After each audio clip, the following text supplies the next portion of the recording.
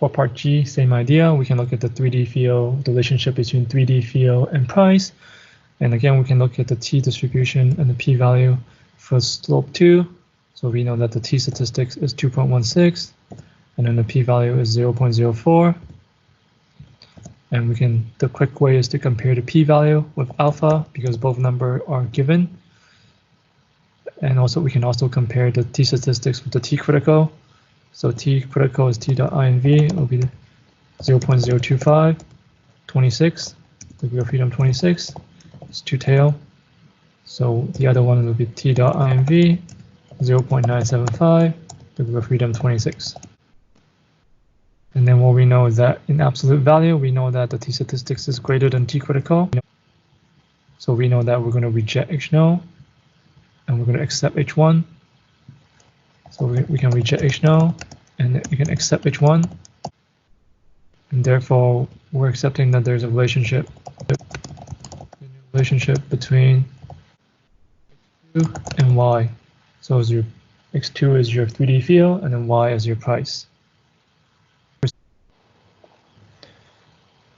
So part H, form a 95% confidence interval for the effect of change in 3D field on price using the formula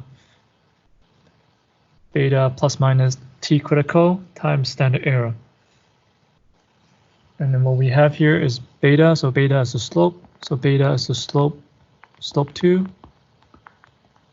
And then what we have, t alpha over 2 is your t critical. So t alpha over 2, that's your t critical. And then we have S is your standard error.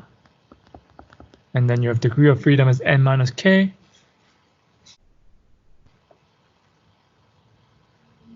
And how we calculate it from the regression table is that we use first we need to calculate the degree of freedom. Degree of freedom is n minus k minus 1. So we have 30 in our sample size. So 30 minus 3 minus 1.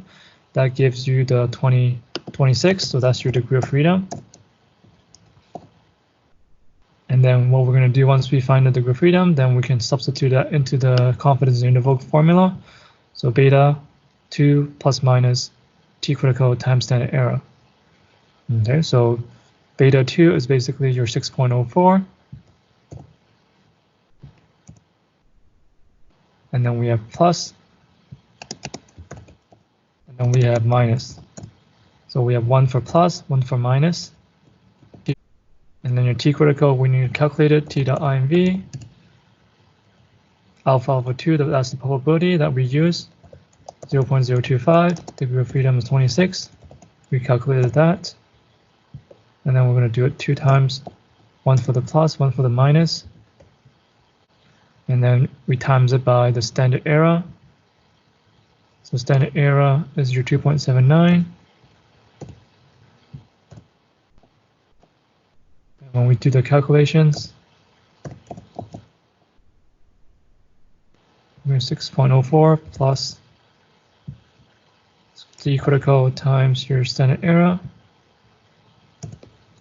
And we do the same for 6.04 minus the negative 2.06 times your standard error. And you're going to get the 0.3505, and then you're going to get the 11.78.